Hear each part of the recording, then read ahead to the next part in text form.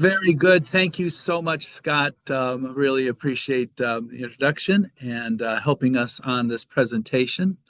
So, welcome everybody to our Wednesday webinar deep dive of the Powering Affordable, Reliable Technology Energy Program. And thank you for accepting our invitation for you to become part of rural America's energy future.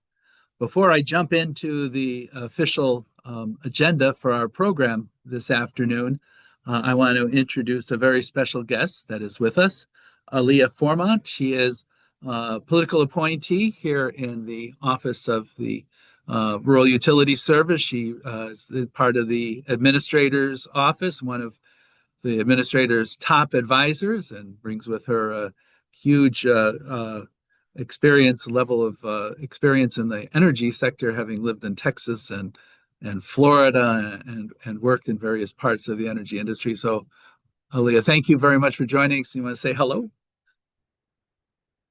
Hi, everybody. Thank you so much for joining today. We're very excited about the announcement of PART, and we're looking forward to having Chris kind of go in and answer any questions you may have as we start and begin these webinar series. And so if there's anything we can't answer today, just feel free to drop it in the chat, and we'll be sure to get those answers to you. But welcome.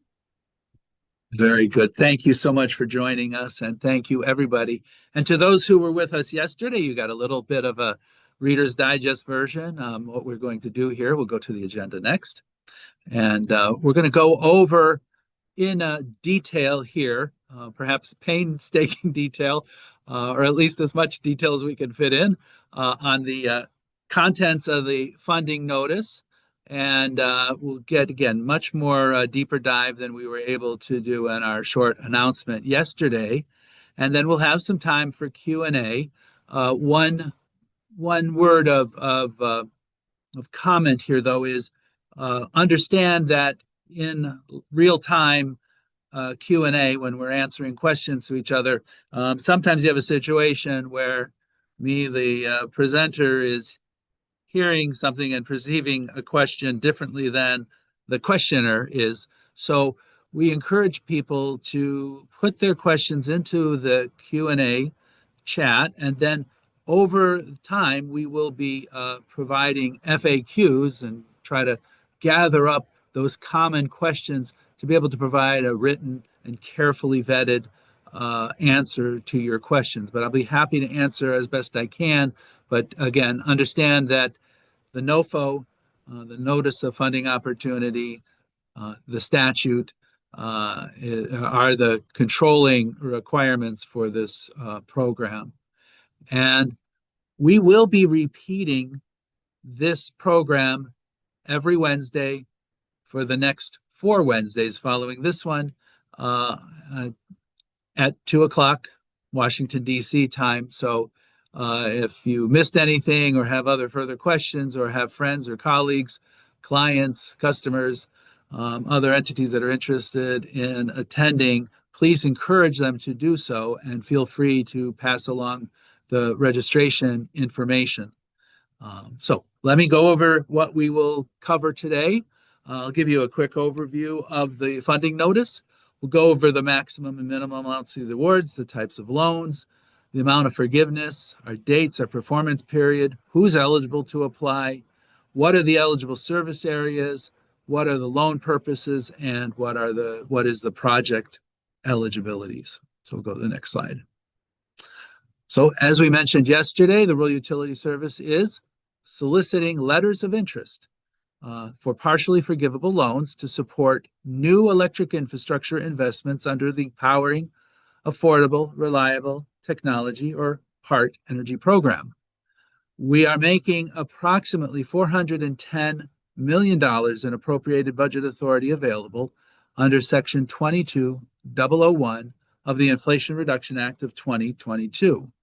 So many of you are aware that we have had a competition and under the PACE program, the Powering Affordable Clean Energy program, and under the New ERA program. So this, in shorthand, is a follow-on to the PACE program. It is based on the same statutory authority and the same budget authority that was made available to the PACE program under 22001.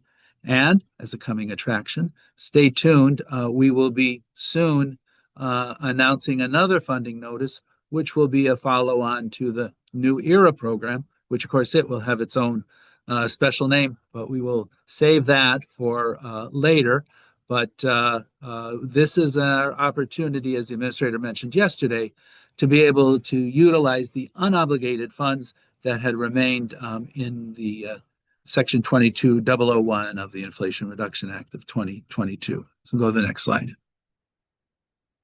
So part funds will be made available to qualified applicants to finance new generation projects from these three technologies: hydroelectric technology, hydrotechnology, geothermal, and or biomass energy sources.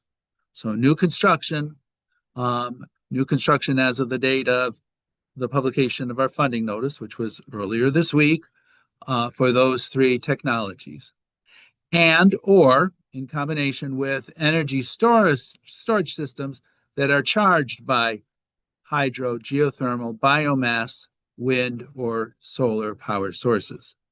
To be clear, we will not be financing construction of wind or solar power sources, but if you were to finance a eligible storage system, it could be charged by one of these five sources of power. And remember, just like in PACE, the PART program requires the energy storage system to be charged by one of these five eligible purposes.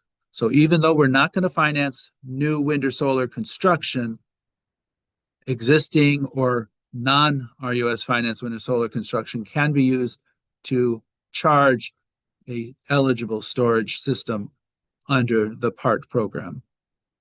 And you can do that in combination of the new constructions for the three eligible technologies and different versions of how that storage system is charged. And why are we doing this? Well, the key part of this program is a partially forgivable loan, and it is designed to bring rural power supply up as well as bringing down power costs. So supply up and cost down, which will be the benefit for consumers. Every PART application will be required to demonstrate consumer benefit. And we'll go into more detail on that shortly. Next slide, please. Okay, here are the minimums and the maximums and the rates and terms. So we will entertain any number of sizes of projects. You don't have to go for the full amount. The minimum amount of any individual award will be $1 million. The absolute maximum for any individual award will be limited to $100 million, inclusive of the forgivable amounts. However, if you have previously received a PACE award, the combination of your PACE award and a PART award may not exceed that $100 million. So if this is your first time here, for the first time to get an award under the PART program, you could get up to $100 million. If you received a PACE award, it has to be combined with the PART award not to exceed $100 million. Now, the rates and the terms, again, like PACE, will be based on the municipal interest rate, which the Rural Utility Service publishes on our website. And the actual rate that you will pay on your loan will be the rate that is in effect at the time those funds are drawn. So I can tell you what rates would be if you were to draw funds today by directing you to the website, but I cannot predict for you what municipal rates would be in the future when you seek to withdraw these funds. But you can look back historically to see that municipal interest rates are fairly good rates. Often they are below treasury rates. If I could predict the exact amount of what those rates would be in the future, I would certainly be in a different line of business and probably drive a nicer car. You probably heard that joke from me before when I used to talk about interest rates and the PACE and New ERA programs. That said, the term of part loans are going to be tied to one, the useful life of the equipment financed, two, the term of the seller's power purchase agreement, three, the lease term of any leased land, or our statutory maximum of 35 years, whichever is the shortest. So, in other words, if you are seeking a part loan and you will be selling power to, let's say, a rural electric cooperative, and your power purchase agreement with that eligible purchaser is 10 years, well, the maximum amount that we would make the loan for would be 10 years, right? So it's the shortest of those. If you happen to have your project on leased property, and let's say it's got a 20-year lease, well, the 20-year lease would be the shorter period, or the shorter of the period. Let's say if you had a power purchase agreement that was 25 years and a lease of 20 years, we would go to the shorter period, which would be the 20-year lease. Okay, we'll go to the next slide. Okay, here's some of the big news. The loan forgiveness level, I know everybody is interested in this portion. The eligible projects receiving funding under this notice shall be eligible for loan forgiveness of up to 40%. So those of you who may recall how we conducted the PACE program, we had three distinct levels of forgiveness with different methods of demonstrating eligibility for that level of forgiveness. In the interest of speed and efficiency and ease of administration, we settled in on a nice, generous 40% maximum loan forgiveness for the PART program. And so if you're eligible for the PART program, you will be eligible for up to 40%. Again, it's up to 40%, not a guarantee that it would be 40%, but it would be up to 40%. And we attempted here to take the complexity out of having multiple levels of forgiveness. So our best estimate, and this all depends on how many strong applications we get through this process, we estimate kind of on the best case scenario that we can start making awards in the spring or summer of 2027. Know that we will have to take in letters of interest. Those letters of interest may result into an invitation to proceed. The invitation to proceed will invite people to submit full applications. We'll go into that in more detail. So you can see the time frame. Again, this is a relatively aggressive expectation of getting to spring and summer. And again, this will be driven on the level of interest that we have in this program and the demand for this program. Now, the performance period must be completed and funds must be dispersed before September 30th, 2031. Okay, that is a statutory requirement of the Inflation Reduction Act. The funds that have been appropriated to us for the Inflation Reduction Act will just disappear into thin air after September 30th, 2031. So we have to make sure that any projects that get approved, and we are asking you to please be certain that projects that you are recommending for funding are capable of being completed so that funds can be fully dispersed before the end of the fiscal year of 2031. And a word of warning to everybody, the agency will set a last day of advance deadline for the distribution of those funds in our loan agreements well in advance of that September 30th, 2031 deadline. There is no possible way that we will be able to make disbursements in the closing hours of fiscal year 2031. So we will set a last day of advance comfortably in advance of that September 30th, 2031 deadline. So please take that into account as you are formulating your projects in your letters of interest and planning for them. I know this is a relatively short time frame, but we do believe that there will be some very strong proposals out there, even on this tight time frame. I hesitate to use the term shovel ready, but that is a term that does come to mind, that projects that are well under development, but not yet construction, could have a very helpful advantage in this program. Go to the next slide. All right. Just as the Rural Utility Service offers two types of loans, once again, here we will be offering two different types of loans under this program. One is called project loans, the other is called system loans. So project loans is a situation where the agency gets a lien on the project assets as well as project revenues, plus any required credit support to be able to make such project financially feasible. And project loans will be used to finance specific eligible projects where the award will be secured through a senior security interest in the project's assets and the revenues generated from those project assets. Okay, and project loans, though, are only available to finance up to 75% of the total capitalized costs of the project.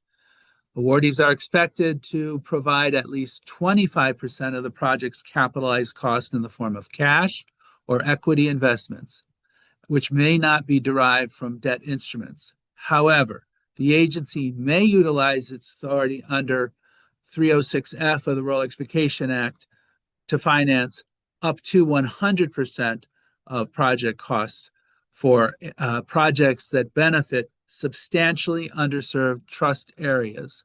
So SUDAs, as we call them.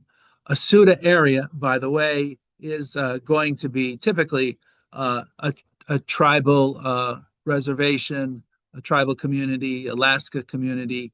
A number of the Compacted Free Association states fall under SUDA eligibility. So they're typically tribal lands and tribal reservations that are eligible for SUDA area treatment. SUDA is discretionary with the administrator. If you happen to serve a SUDA area, you will want to put in your letter of interest assertion that you are eligible. And under the SUDA statute, the administrator has the discretionary ability to go above the 75% capitalized cost limitation that we have for project loans. So the next slide, we'll talk about system loans. So system loans are the type of loans that we typically have here at the Rural Utility Service for the substantial majority of our customers, many of them dating back to the 1930s, where the agency has a lien on all of the assets of the utility and after both present assets and after acquired assets. And we also will be willing to share a first lien, but the agency must be in a first lien position, both on project loans and system loans. But in a system loan, the lien is on the assets and revenues of the system, and it is only going to be available to currently operating electric utilities. So if you're not a currently operating electric utility, let's say you're a developer, you will be have the system. You will not have the system option available to you. You will be able to apply through the project loan. So the part applicant will provide, if they have not already provided to us, meaning that you're an existing RUS borrower with a perfected senior lien on all of your existing assets, both real and personal, including intangible personal property, as well as after acquired property. For the agency, that's our strongest form of security that allows us to be able to cover up to 100% of the project costs that would be included in a part application. It also allows us to consider, if financially feasible, being able to make progress payments through loan advances while you're doing construction. In a project loan, the agency will not take construction risk. In a system loan, the agency will consider taking construction risk, particularly when we have a very strong borrower and we already have a lien on their assets and we know that they have more than enough capability to pay back that loan. Go to the next slide. So who can apply? This is very similar. This should be very familiar. PACE New Era RE Act applications. So for-profit organizations can apply. State and local governments or municipal utilities can apply. Indian tribes and tribal utilities, Alaska Native corporations, nonprofit organizations, electric cooperatives, and certificated electric utilities are all eligible to apply for this program. Go to the next slide. Now, this program is designed to serve rural and non-rural areas, and we are, of course, the Rural Utility Service. So electricity generated or stored from facilities shall be provided to rural and non-rural residents under this program and under the statute, Section 317 of the Rural Electrification Act, to which Section 22001 refers in the Inflation Reduction Act. So the rural percentage of a service territory, except for current or former REA Act borrowers, will be determined by the minimum percentage of residents must be the minimum percentage of rural residents must at least be 50%, and your rural percentage can be calculated at the applicant's choosing of either your population located in your service territory or the meters located in your service territory. In other words, you will need at least 50% plus one of your service territory measured by meters or population to be fit our definition of rural. We'll go into that in a little more detail. Now, if you are a current or former RUS or REA borrower under the Rural Electrification Act, you are deemed to be rural under this notice for your own service territories. So again, current or former RUS borrowers, they pass the rurality test and the 51% test because they again have the membership has its privileges of being a current or former RUS or REA borrower. Now, if the part applicant is not a current or former RUS or REA borrower, the rural determination will be conducted by RUS in order to identify the service territory where the electricity from the facilities be financed will be delivered and consumed, and then we will analyze how much of that service territory, judged by those two metrics, either population or meters, fit into the rural category or non-rural category. We'll go next. All right, so what can you use this money for? Well, we talked about that at the beginning. You have to have a renewable energy resource, and in this funding round, those renewable energy resources are defined to be hydropower, biomass, or geothermal sources of energy. But it's not enough to just produce the energy. That energy has to be converted into electricity. So the biomass, geothermal, and hydropower are your sources of power, but your end product is electricity delivered to eligible rural communities. And then an energy storage system is the other eligible purpose, which is a facility capable of accepting energy, storing it for a period of time, and then later releasing the stored energy in support of one of the eligible technologies. Again, as I mentioned at the top of the presentation, this could be any of the 5 technologies authorized under 317 of the Rural Electrification Act. So biomass, geothermal, and hydropower, but it could also be an energy storage system that is charged by wind or solar.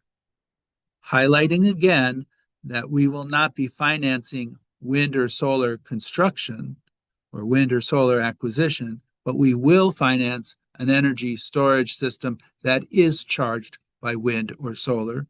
And from our view, that adds to the reliability of the electric grid by making wind and solar projects more dispatchable and available for greater periods of time. So we feel that this fits nicely into the mandate of Section 22001 as well as Section 317.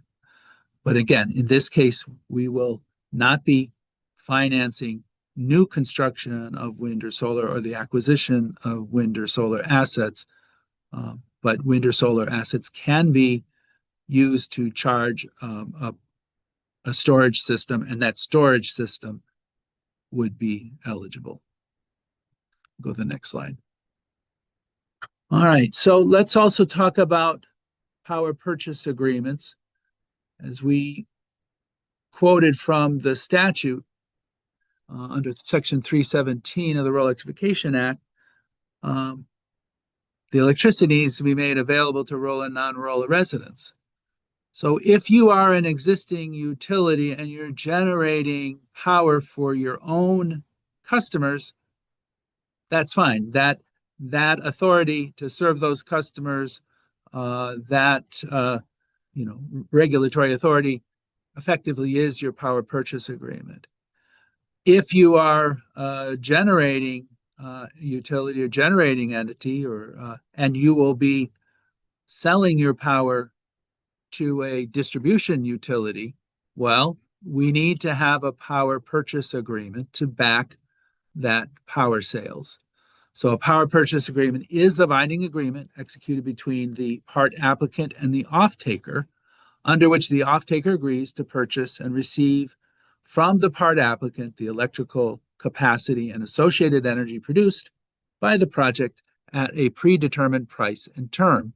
The PPA may include other transactions such as selling and purchasing of environmental attributes or ancillary services like voltage regulation, synchronization, contingency reserves, or they can incorporate other types of costs that are necessary to deliver the power, such as transmission costs, if that is separately determined, or derived costs to be able to get the power to your PPA customer. Now, why do we require a PPA? Well, several reasons. First, the PPA provides for us, the lending agency, a very strong basis for which to be able to judge financial security and to be able to underwrite these projects. Because we will know that you have a fixed price, a predetermined amount, we can be able to calculate what your revenues will be off of the power purchase agreement and then determine whether it's financially feasible for you to pay back the loan.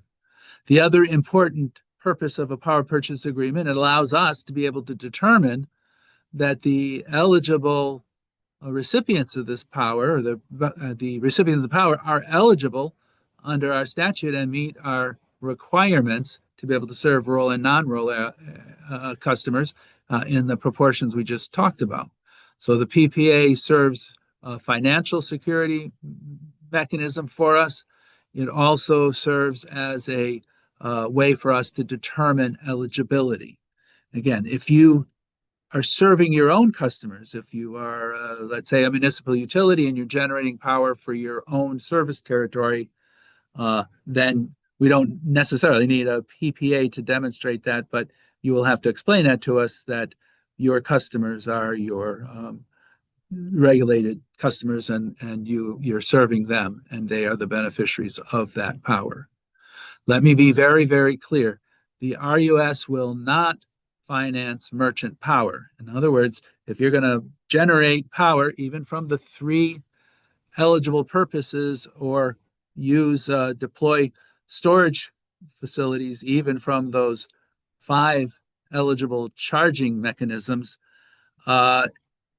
if you're just going to put that power out on the market, on the grid, and take the prevailing market rate for that, that is a project we will not finance. We are unwilling to take that market risk, and we have then no way to be able to demonstrate that any of that power will go to the intended beneficiaries that Congress sought to serve. So we will not be financing merchant power under this program, or merchant storage under this program. So we'll go next slide.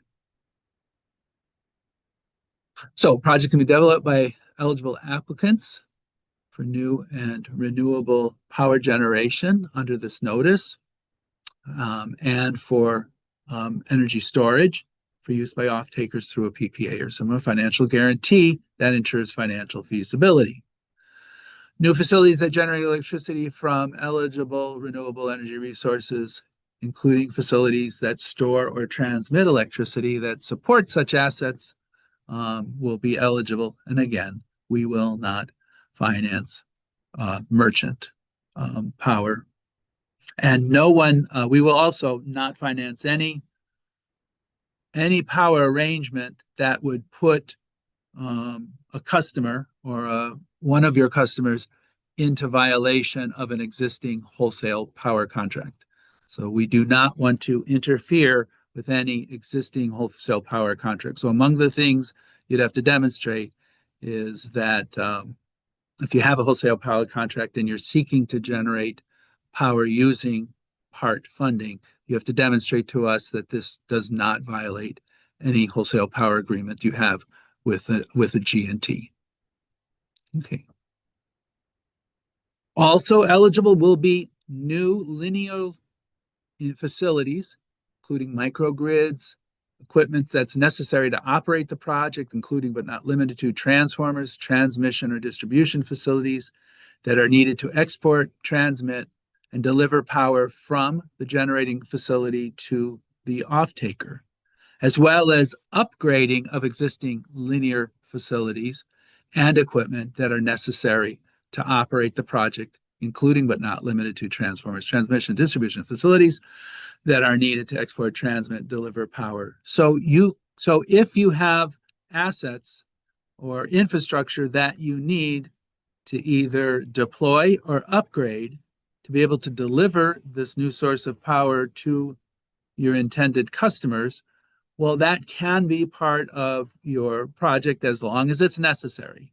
Can't be any random transmission line. It needs to be something that radiates directly from the renewable energy project and then gets that power to your customers. We'll go to the next slide. And you can mix and match among the three new construction technologies: hydro, geothermal, or biomass. And you can mix or match again with eligible storage.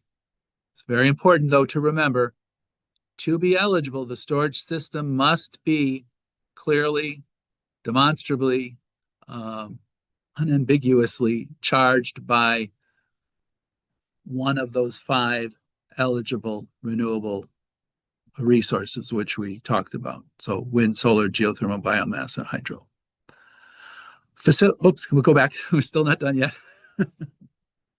And facilities can be co-located to operate interconnectively or independently or constructed on separate sites. So yes, it is possible if you wanted to do just a storage project, you could do just a storage project as long as it's charged by one of the five eligible technologies. And the renewable resource and energy storage systems must be installed so that the renewable energy resource can provide energy and any ancillary services for resale to rural and non-rural residents located in eligible service territories. All right, now we go for the next slide. So you can request interconnection costs and other costs associated with being able to deliver eligible resources or eligible storage to your off-takers, again, including all of those related microgrid investments. You may also recover if you are successful. If you're unsuccessful, you're incurring these costs at your own risk. But if you are successful in receiving a part award, you may also be eligible to recover a portion of your capitalized pre-application costs pursuant to 7 CFR 1767 and the terms of the funding notice. You also may include interest incurred during construction. Again, particularly if you are doing a project loan and you have to incur interest costs because you have an interim financer while you're waiting for reimbursement. Because we, again, will not take construction risk during a project loan, and you would get reimbursed for your loan and then forgivable portion at the end of your construction period when the project is delivered and verified and operating. But for guidance on these costs, you can look at 7 CFR 1710.106 and forbearance. This is very important. This was a big issue in some of our PACE awards, and this is a non-negotiable for us because it is required by federal law and under the direct instruction from our Office of General Counsel. So requests for forbearance will not be entertained if such period exceeds 6 months. We have had prior to this last year and the imposition of this legal requirement, we had approved longer forbearance periods, but we will not approve a forbearance period that exceeds 6 months. So that's just, you have to understand that from the get-go. So please, if you require a longer forbearance period, it's not impossible to get a rolling 6-month period, but we cannot approve anything greater than 6 months in our loan documents. We'll go to the next slide. All right. So, as we explained, step one is a letter of invitation, a letter of interest, an LOI. And so your LOIs will be reviewed and ranked for completeness, for preliminary financial and technical feasibility, and for eligibility. Incomplete, unfeasible, or ineligible projects will be rejected.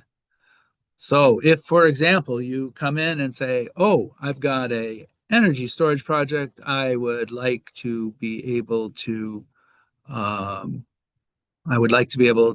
financed by the PART program, and it's going to be charged by nuclear power. We'll say, well, thank you, but that's not one of the 5 eligible sources of power. So if it's ineligible, sorry. Or if you come in and say, we're going to ask for a project that will serve Chicago, Illinois, we say, well, that doesn't seem like there's 51% of rural residents in Cook County, so that would be ineligible. Or if you send us an incomplete application, it will also be rejected. So those in the funding queue above the funding cutoff level that have survived a preliminary screening may be invited to proceed to submit a full application. Those invited to proceed will have 60 days to submit that application. So let me explain a little bit more here. So the letter of interest is meant to be relatively easy to accomplish narrative where you explain the who, what, where, when, how much, why, who it's going to serve. And then we have a whole bunch of supporting documents that are mentioned in the funding notice. So to get a first entry into the consideration track under this program, the LOI is where you start. The LOIs will be considered and reviewed, as the NOFA explains, on a rolling basis. However, the administrator does reserve the right to take into account geographic diversity and SUDA eligibility, which could affect the queuing or ranking of individual projects. So, to use a crazy example, if every one of our applications comes in from Connecticut and they all are high ranking, and then there's 3 applications from North Dakota and they're low ranking, well, for geographic diversity, we're not going to have all the money go to one state. The administrators say, well, we could maybe jump that North Dakota project to the front of the line to be able to spread the wealth around the country. Similarly, with SUDA, substantial among the SUDA discretions under the statute the administrator has is to give SUDA applications the highest funding priority. So again, an opportunity for SUDA application to jump in the line. But in general, these applications will be reviewed on a rolling basis. So we'll go next. Now, all part funded projects must go through environmental review and RUS approval prior to starting construction. So please take this warning and this message to heart. We have to be very, very careful that we sequence things properly. Once you get an invitation to proceed, you can engage with our folks in the Environmental and Historic Preservation Division. We call them EHPD. They are part of the environmental team in our water environmental programs, and they will review all of the environmental requirements under National Environmental Policy Act, the Historic Preservation Act, the Endangered Species Act, and help guide you through the clearance process. So please do not commence construction before you have received environmental review. If you do, you are at grave risk of having your project eliminated because you've jumped the gun on construction. So it's a very important warning. But this is also an opportunity, if you do get an invitation to proceed, to be able to quickly start your environmental discussions with the EHPD team so they can let you know what you need to do in order to get environmental clearance. Once you receive environmental clearance, however, you can begin construction if you are willing to take the risk that you will not be funded or we will not be in a position to eventually get to an agreement with you on a loan and loan forgiveness agreement.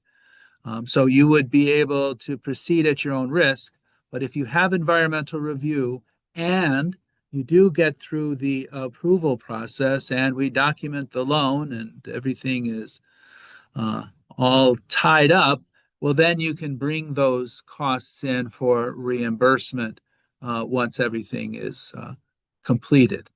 So I know on a number of these renewable projects, there are tax credit considerations. Again, please be careful. We don't want you to jump the gun on construction and have you eliminate yourself from eligibility under this program. On the other hand, we also don't want you to lose your tax credits. But again, I don't control what the Internal Revenue Service has as its rulings as to what constitutes commencing of construction. The administrator also has a discretionary right under our environmental regulations to obligate funds conditioned on the completion of a project's environmental review. However, the environmental review must be completed before the end of the next fiscal year after the obligation date. So construction cannot commence until RUS clears the project for environmental review, and no funds will be advanced until that environmental review is completed and cleared. Now, one of the reasons we would do this is we did this for the Reconnect broadband program. We did this for PACE and New Era for virtually all of our projects, where the administrator used his discretion to obligate funds subject to the completion of the environmental review. For the applicants, that gives them some level of reassurance that if I get through environmental review, I now have the funds obligated, and if I get through the contract negotiations, those funds will be available to me, and I won't feel so at risk of trying to incur the cost of completing environmental review. The downside, though, is if we cannot complete construction by the end of the next fiscal year, well, then we must rescind the funds. There is some precedent for us to try to reobligate funds and reset the clock.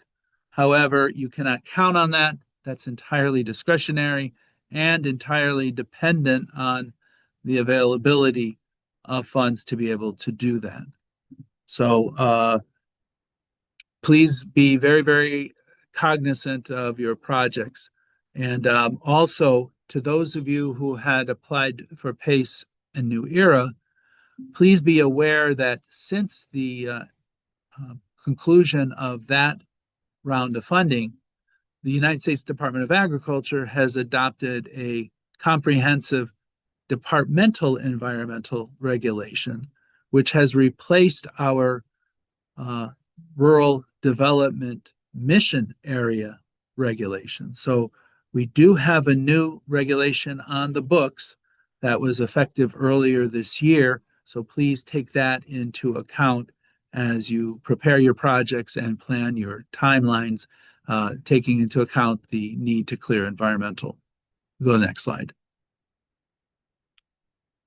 All right. Say it again. The timestamp matters in this funding notice. Right? So part of this competition, just like PACE, is a race to get in to the LOI queue as early as possible. So LOIs will be reviewed on a rolling basis in the order of their receipt. Of course, knocking out those that are ineligible, incomplete, or otherwise infeasible. And again, the administrator reserves the right to take geographic diversity or substantially underserved trust areas into account when establishing the final funding queue. So there is a great advantage for you to be prepared and ready to go and get in early as possible. What I can't tell you is how many people will apply. If 2 people apply, we're not going to have too much of a waiting list. If I get hundreds of applications, well, then where you apply in terms of your time stamp could be very important. That said, you also don't know where applications are coming from. So it's not impossible that even if you were a late filer, you might benefit from geographic diversity to jump to the front of the line because there were no other filers from your region or your particular jurisdiction. A little anecdote is that there was an entity who at the last minute had some difficulty applying in the PACE program, and they weren't able to apply until late in the application window, and at the end of the day they decided not to apply. We knew of the geographic location of that entity, and when it came time to put together the funding list, there were no other applications from that state in a very sparsely accessed region, and it would have been very possible for that late filed application to have benefit from geographic diversity and maybe to be able to be funded. But I can't tell you what's going to happen, who's going to apply, where it's going to come from. I can tell you one thing for certain. The number one rule of this funding opportunity and all others is if you don't enter, you can't win. So that's the one way to guarantee a result is by not submitting an application. Go to the next slide. All right, as I mentioned, we are under the mandate of the Inflation Reduction Act, which was passed as part of a reconciliation bill. And as a result, it had a 10-year lifespan with a couple of those years used up as Congress debated this particular statute. So that said, under the Inflation Reduction Act, all funds for PART and for any other on PACE, New Era, and the follow-on for New Era, all funds under the Inflation Reduction Act must be dispersed well before the end of fiscal year 2031.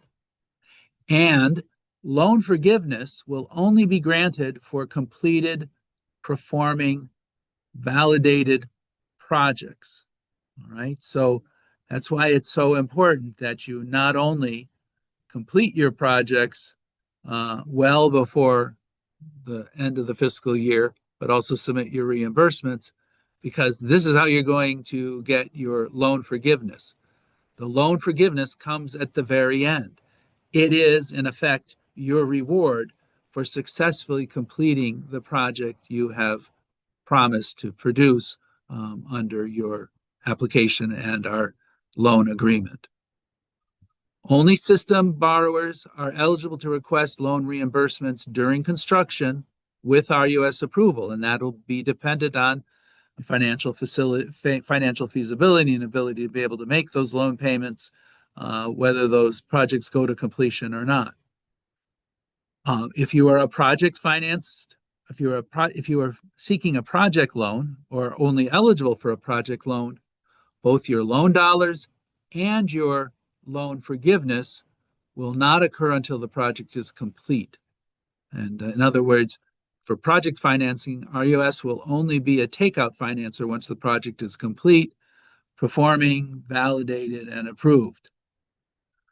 All awards and all funding releases will also require that we check, double check, triple check the do not pay and Treasury offset screening process, and we will be doing that each time you seek an advance.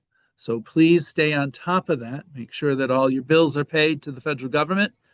Make sure that there are no falsely attributed individuals to your organization.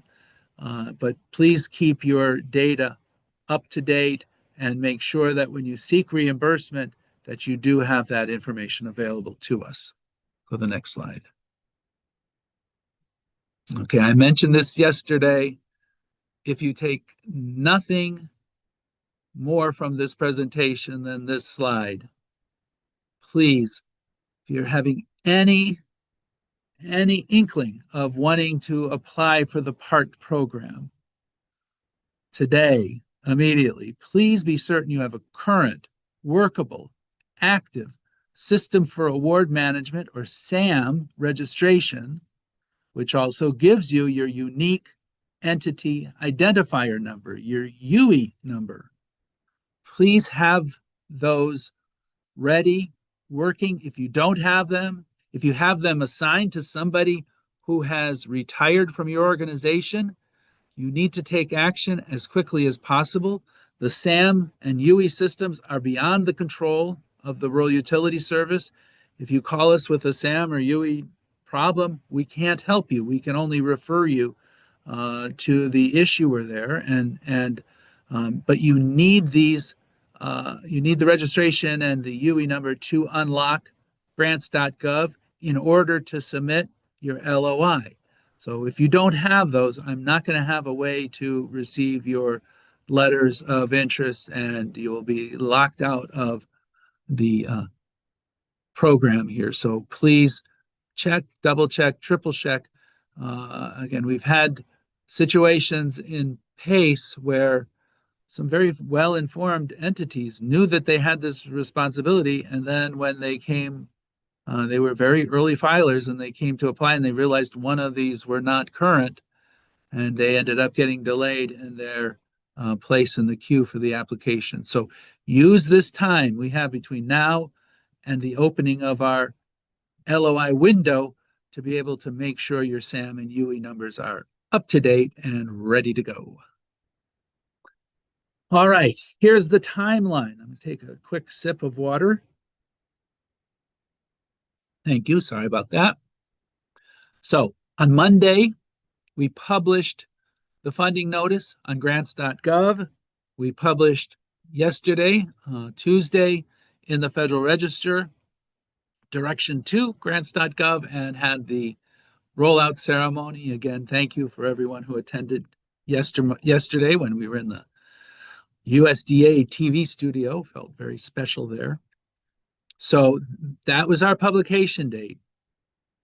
You have between now and September 8th to be able to prepare your letters of invitation.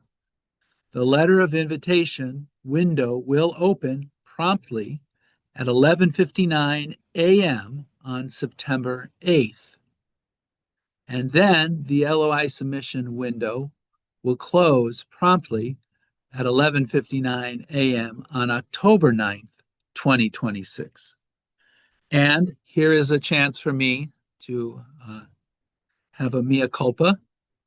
We did find, thanks, frankly, to one of our very active viewers of yesterday's presentation, that we did have a typographical error in the funding notice, where one place in the notice we had 11:59 a.m., another place in the notice we have 11:59 p.m. Let me be clear. Our intention and the official time is the AM time, 11:59 a.m. And we will be proceeding to make a correction in the funding notice and grants.gov to make super clear of that. So again, I thank the very attentive audience member who brought that to our attention. And again, my sincere apologies for that error. No letters of interest will be accepted after the LOI window closes. High-ranking LOI submitters will be invited to prepare a full application for the funding consideration. Again, based on what I had just explained, generally in the order, they'll be considered in the order which they were submitted. We will have an imaginary line where we figured out where we would run out of money, and then we would tally those letters of interest and the dollar amounts in them, and then we will make the greatest attempt to not exceed dollars invited to be we will not exceed the level of dollar invitations to exceed the dollars that we have available. So if you are above or below that funding line, you would need somebody above you to drop out if you're below to be able to move up. And again, the ranking and queuing of the LOIs will be also bounded by the administrator's discretion on geographic diversity and SUDA. And again, to say for the fifth or sixth time here, all funds must be dispersed, which means all projects must be complete well before the end of fiscal year 2031. We will be posting this PowerPoint slide deck on our page, our PART Energy Program website. And so you can see here, there are the two links. You can find additional information on the PART Energy Program website, as well as grants.gov. Those are live links. Feel free to use them. I believe we used the same slide yesterday, and that is also available on the PART slide. So go to the next slide. All right. Well, thank you for bearing with me on our first Wednesday webinar deep dive. I will be repeating this program, so it won't be anything new unless someone uncovers some errors that we've made here. On every Wednesday between now and September 2nd at 2 p.m. Washington, D.C. side, and we have all these Zoom registration links for you. So again, feel free to share this with friends, colleagues, customers, clients, G&T member owners, G&T member operators, utilities of all types. Share these links so that you can learn more about the program. And we will also take in and entertain questions, again, with the proviso that I'm happy to answer questions that you may pose live here and in person, but bear in mind, the one danger is I may be perceiving a question differently than you are intending it to be delivered. So we will be running, as we have in the past, an FAQ process where we will try to carefully vet questions with carefully vetted answers. So please, your key authority is our statute, and then our funding notice, and then the regulations that are referenced in the funding notice. And the FAQs are designed to be able to provide some level of guidance. So, Scott, I think we are at the time when we can either entertain live questions or questions that have been put into the Q&A section of the Zoom. Yeah, thank you, Chris. The Q&A has been quite active, so I'm going to go ahead and start there. But I do want to remind folks that you can raise your virtual hand and speak verbally to Chris, get your answer over the phone if you'd like as well. So I'm just going to go ahead and start, Chris. You Is bet. grid charged standalone energy storage eligible? This is one where I would want us to have this carefully written out and carefully answered, because I got to make sure if I understand the premise of the question. So if grid charged energy means I'm just going to take power off of the grid and charge my battery with it, no. I have to have a very verifiable source of renewable energy defined by those five 317 eligible technologies: wind, solar, geothermal, biomass, and hydro. So if I can't do that, just taking power off the grid and putting it in storage is not sufficient. Thanks, Chris. And I'm just going to go along the line here. Yeah, Clarifying sure. question. Yep. Clarifying question. For a new solar plus storage microgrid where a battery storage system is being charged by solar, all costs are eligible except for the construction costs associated with the solar panel installation. Is that correct? Yes, that would be correct. We will not be able to finance the solar facility. We will be able to finance the storage unit that is charged by the solar facility and the linear infrastructure that is necessary to move the power from the solar facility to the intended beneficiaries. Great. Thank you, Chris.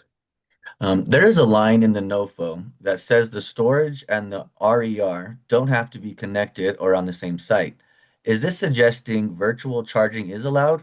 Please elaborate on the details of what would qualify or not qualify. Okay. So again, another one where I want to bound my oral answer because what's critical is to understand your definition of virtual charging. Let me provide a more concrete example of what we were thinking about in drafting that particular line. Let's say you came to us with a hydro powered project to generate electricity, and then a separate storage project to store project from a pre-existing solar facility. Well, those are two separate eligible purposes. They are not connected to each other. And so each one of them achieves their eligibility by virtue of one, it's being hydro for power generation, and two, being storage. Well, it's storage that is charged by an existing solar facility where we're not being asked to finance the solar asset. So the projects can be separate and distinct, but they can be bundled up into a single application. Thanks, Chris. Are part loans for new construction only, or are upgrades and improvements to an existing biomass facility eligible as well? So the new construction portion is eligible. If it's an upgrade, you have to be able to demonstrate what the upgrade is. And so, for example, we have had questions like putting aside the biomass question, but let's say you would have maybe a hydro facility that has been retired, and you want to re-energize it. You already have the hydro facility there, but you want to re-energize it. Well, that increase or that upgrade potentially could be eligible.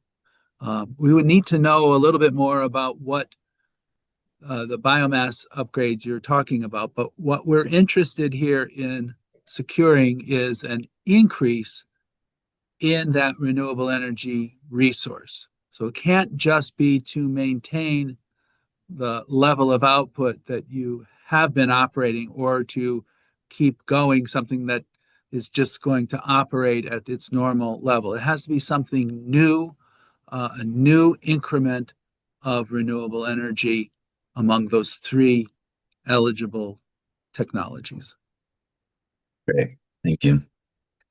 How is operating utility defined?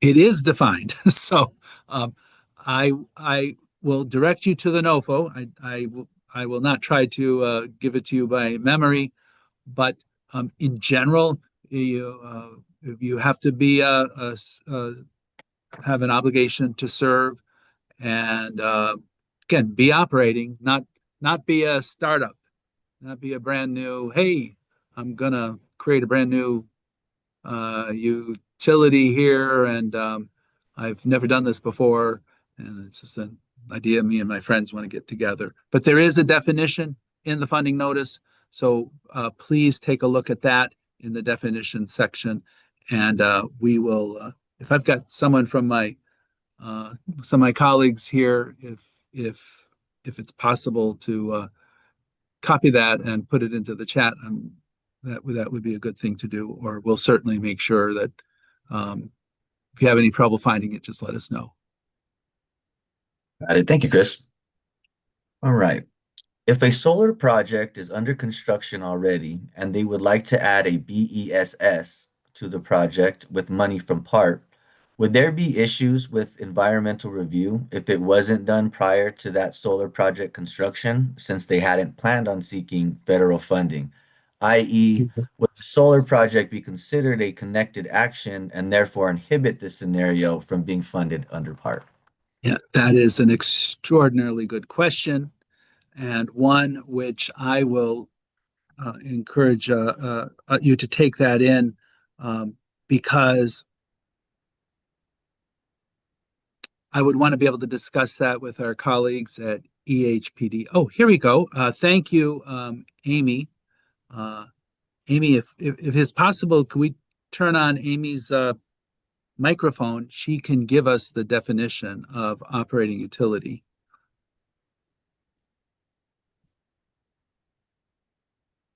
Good afternoon, everybody.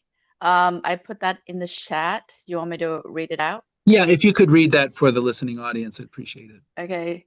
Operating utility and operating. Well, somebody else posted as well. That's okay. That was me, Amy. I double duty and made sure the okay. whole audience. Yep. Sure. Scott, maybe you can just read it out then. Sure. So operating utility. An operating utility is an electric service provider that has been granted a certificate of convenience and necessity, or its equivalent, from a regulator with jurisdiction over the applicant to serve a specific geographic territory or group of distribution utilities, and the applicant has a commitment to serve consumers in that area or areas. Where a cooperative does not have a separate regulator, an operating utility is an electric service provider that has authority to serve a specific geographic territory or group of distribution utilities by operation of state or federal law. Very good. Thank you so much. Right. So That's what an operating utility is. And again, we recognize that co-ops in many states are not regulated by a public service commission, but the co-op itself and its board of directors is their own, is the regulator of the utility. So they remain eligible as an operating utility. So yes, thank you, Amy, and thank you, Scott, for that. All right, so back to the connected action question. And I know how I would answer that if it were my decision. I think that the issue is the new thing you're doing is the storage, and we are only financing the storage. So, and there will be no federal funds going to the solar facility. So, you're not finance or building the solar facility because you are getting federal support for the storage enhancement. So that's how I would see the scenario. However, again, I would want to work with my colleagues at the Environmental and Historic Preservation Division to be able to give a more precise answer on that. But the concept that was put forward is a good one, is that I've got a non-RUS financed solar facility and I want to add storage. The storage is something new. The storage is something that I haven't done. I haven't invested in it. I haven't constructed it. I haven't started it before the publication date of this funding notice. So I would like to apply to PART to be able to add this level of reliability to my solar facility by adding storage. So that is certainly a type of project or type of scenario that I certainly don't want to discourage. But you put your finger on one of the niceties of our environmental rules is to determine what's a connected action and what is not. Got it. Thank you, Chris. So I'm going to go ahead and turn us over to the phone line. We have Fernando. If you'd like to go ahead and unmute yourself, sir, and ask a question. Good afternoon. Can you hear me? Yes, sir. Loud and clear, Fernando. Thank you. All right, cool. Hey, my name is Fernando Ojeda with Ojeda Family Home Builders. I'm not up to the scale as to these gentlemen that are speaking and the conversation that's been having to for batteries and excuse me, I don't know the terminology. This is my first time participating in this program, but I do have some questions. I am Sure. I am a upcoming nonprofit organization, Ojeda Family Home Builders. We've been in business since 2018. I've been building since 2012 and finally got my ROC license in 2018. So I'm partnering up with the USDA, and I do have some prospects, opportunities for possibly affordable living and veteran housing.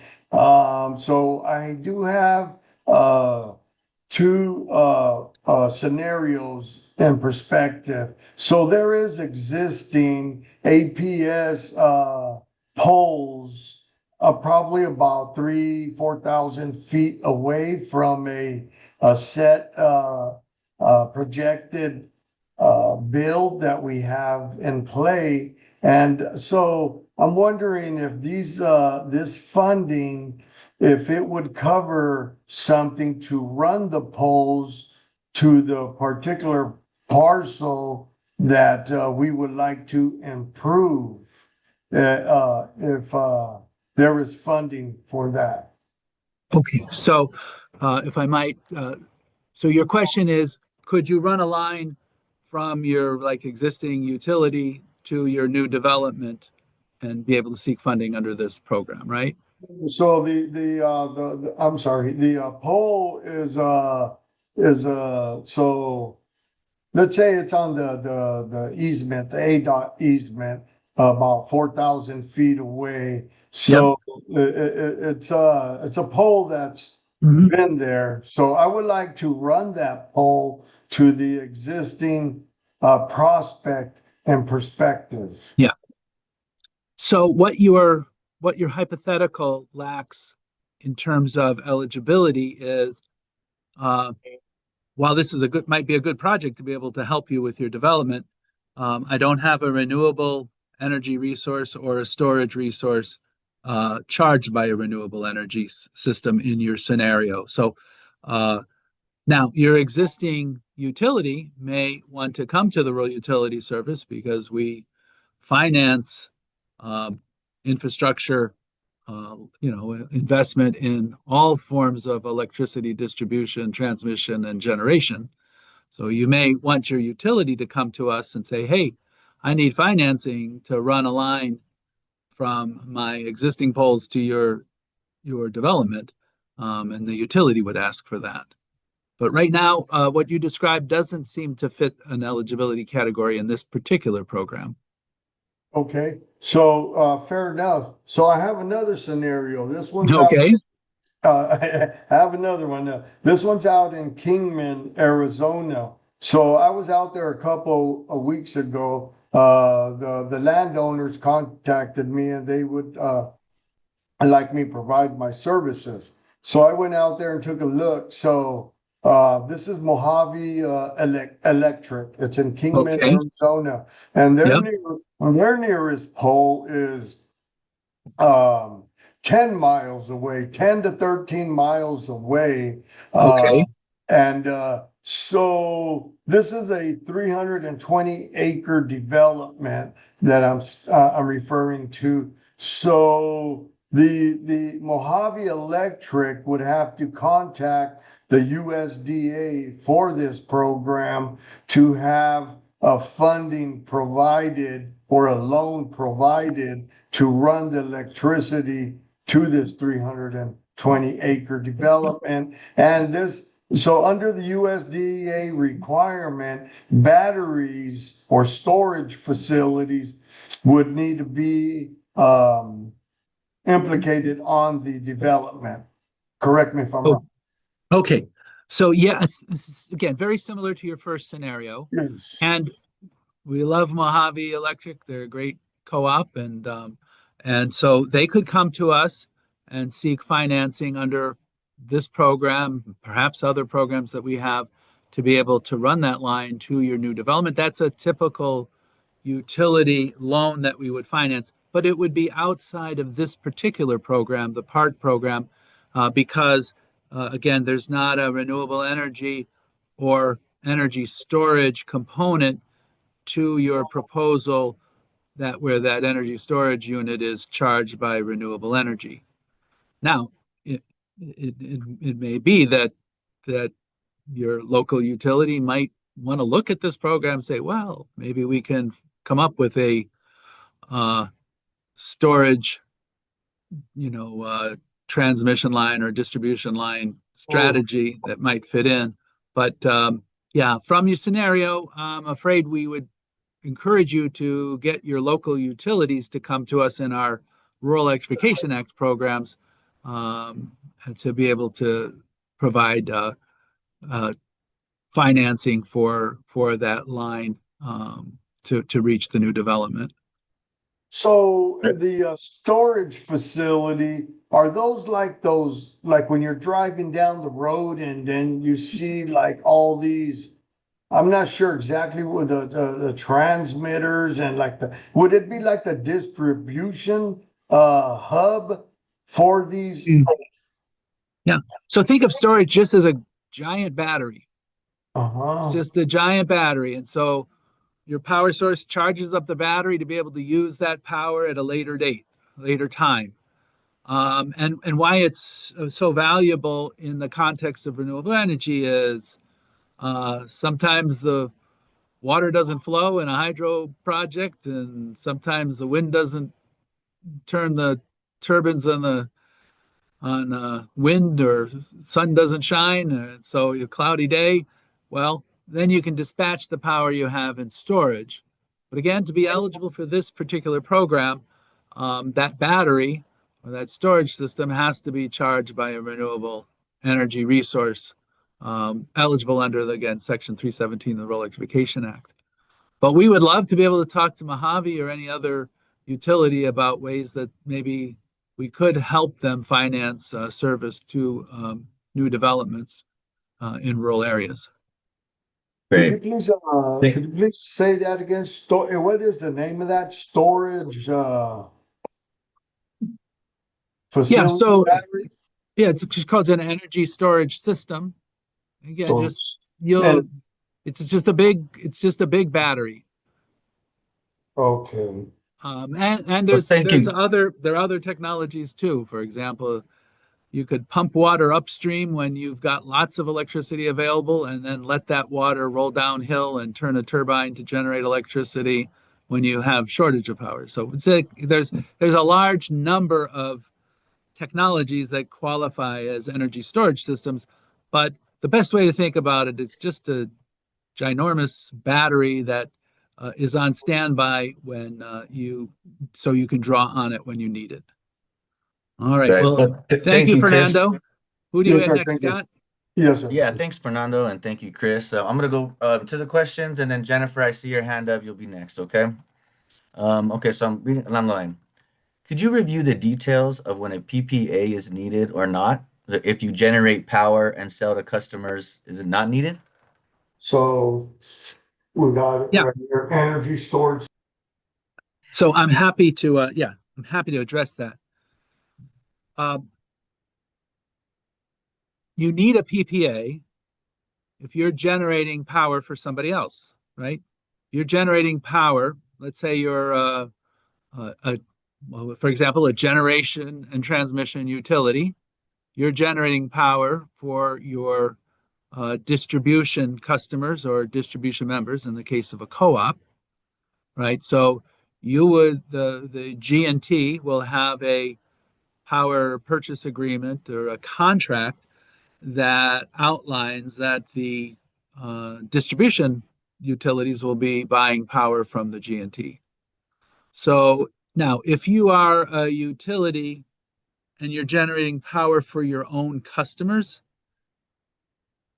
and so let's say you're a municipal utility and you want to generate solar power, or if you've got a solar power facility for your own customers, and you want to use this program to enhance that with some storage.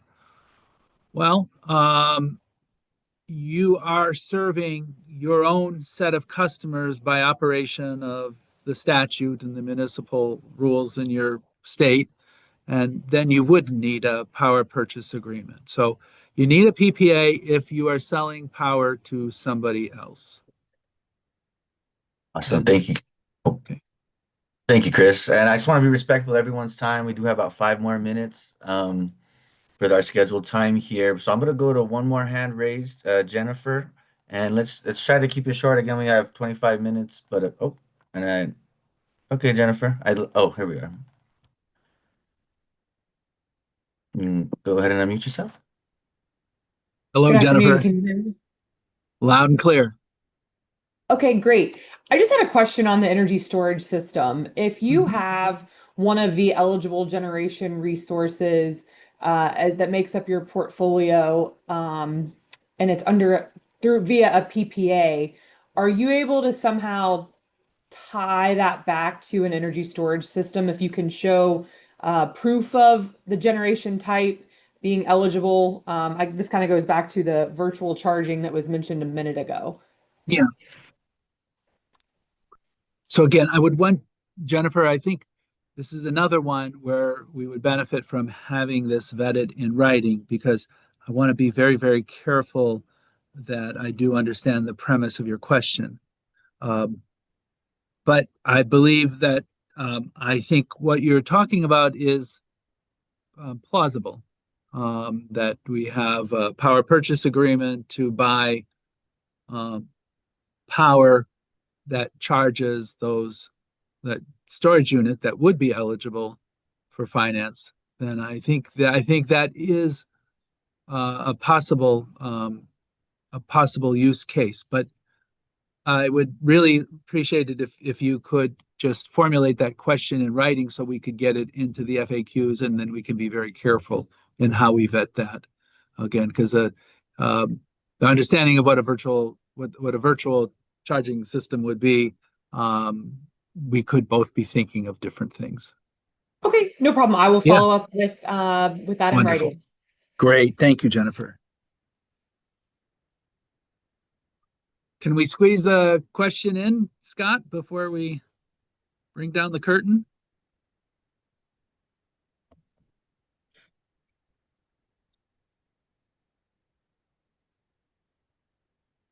Oh, Scott, you're out on mute if you're still out there. There he is. You know, I only do 100 of these all the time, but no, yeah, we certainly have time for one or two more. I do want to Yeah. encourage folks to go ahead and put those in because we do save these questions and we collate them for the facts. So if we didn't Yeah, get to thank yours you. today, we do review these. So, are projects that generate power under a net metering structure as opposed to a PPA eligible for funding? That's another one I want to be very, very careful about because that implies something that I'm not sure it's intended, that the power is generated from customer premises equipment. So I'm not so sure about that one and would want to vet that a little bit further, but it's a very interesting question. Thanks, Chris. How is service territory defined for the purpose of rural percentage determination? Is Very this good. simply the territory of the utility where the project is located, or the power is sold, or is the determination more nuanced? Okay, very, very good question. And again, several different scenarios. So if the applicant is a utility, the utility will have a certificated area or an area of intended customers for the power or the storage. And that's where we will make our judgment. Right. So the utilities, again, typically have a service territory. So if you are a generator of power and you're selling to a utility, we would then look at the service territory of your customer. Hence the importance of a power purchase agreement. Again, both to provide financial support for our underwriting. That is the whole financial underpinning of our underwriting, but also to be able to validate that you're serving intended beneficiaries. So the other way is you can also sometimes demonstrate the beneficiaries by means of a contract, an agreement. Who is buying the power and for what purpose, and for what portion of their customers they're buying that power. So I think the starting point is, if you're a utility, what is your service territory, or what is the territory that you are designing this project to serve? And then if you are a seller of power to a utility, we would look to the power purchase agreement as well as the service territory of your customer. And the intended beneficiaries of that purchase. Awesome. Well, that's a great one to end on. There's certainly more questions and a lot of great information here. So I'll kind of pass it back to you, Chris, to do closing remarks. I know we have every Wednesday we're going to be hearing from you. So everyone, those who can bear it, you're welcome to come back. But send your friends and family and colleagues forward in case they miss this. We were getting a lot of questions as to whether yesterday's event will be available, and I think eventually it will be posted on YouTube. But if you missed yesterday's event or today's event, please be sure to come to next Wednesday's webinar. And we will, again, I will repeat the same presentation, but we'll also have more chances for Q&A. So thank you very, very much for your time and your attention, and thank you for wanting to be part of rural America's energy future. So thank you very much. Take care. Bye-bye.